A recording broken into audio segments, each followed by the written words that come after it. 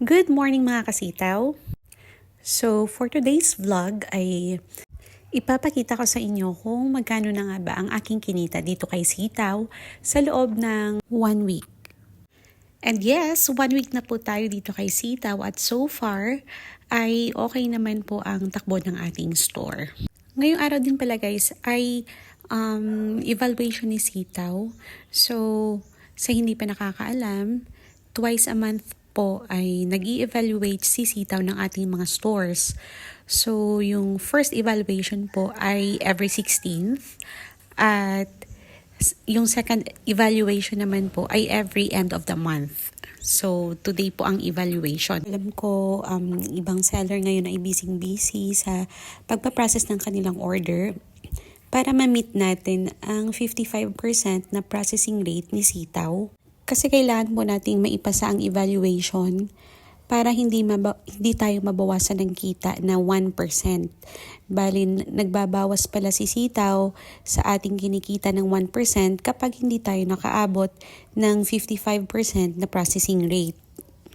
So, kung ang markup ng product mo ay 7% at hindi ka nakapasa ng evaluation, mababawasan siya, magiging 6% na lang siya instead of 7%. So technically may kita pa rin tayo, kaso manghihinayang ka lang sa 1% na ibabawas niya. Lalo na kapag yung profit mo ay medyo malaki. Kaya as much as possible ay try nating ma-reach talaga ang 55% na processing rate para everybody happy.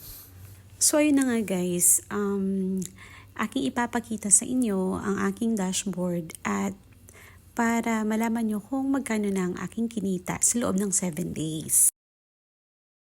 Ayan, so atin na pong i-open ang ating sitaw application.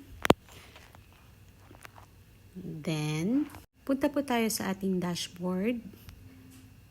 Tap natin ang dashboard. Ayan, so makikita nyo po ang aking statistics sa aking dashboard sa loob ng 7 days. So, yung 76,000 total sold po, yan po yung mga pumasok na order sa account ko, pero kasama na po dyan yung mga pending na hindi ko pa nababayaran. And then, dito po, sa order processing rate ko, meron na akong 77.88%. So far, pasok naman po tayo kasi ang required lang ni sitaw ay 55% na processing rate para pumasa ka sa kanilang evaluation. So magkano naman po ang aking kinita for 7 days? Ito po siya. Meron akong 4,183 pesos na current profit sa lahat ng mga tinake ko ng orders sa loob ng 7 days. O diba guys, ang saya, nasa bahay ka lang, tapos wala kang inventory na ginagawa, wala kang warehouse, wala kang ibang gagawin, kundi i-take lang ang mga order ni buyer at magantay ka lang ng profit after 14 to 17 days. So, napakaganda talaga nitong opportunity na to guys to earn passive income habang nasa bahay ka lang. So, for my next video ay i-update ko kayo kung pumasok na ba sa aking wallet balance ang lahat ng mga process ko ng orders nung last week. So, abang-abang kayo guys. And if you are also interested to be a seller, I suggest na muna kayo, mag-research about the product, about the company. Kasi nung nag-start ako dito, hindi talaga ako nag-join agad. Nag-research muna ako kung worth it ba tong investment na to, kung malaki kaya ang risk na ma-scam ako dito. So far, so good naman. That's why nag-register din ako dito sa sitaw. So if interested din kayo, ilalagay ko dito yung aking referral code para magamit nyo.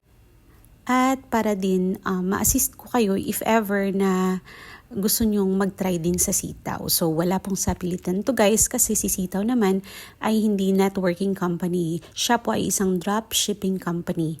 So if interested lang kayong kumita habang nasa bahay, then use my code and I will assist you. So, yun lang guys. Thank you so much and until my next video. Bye-bye!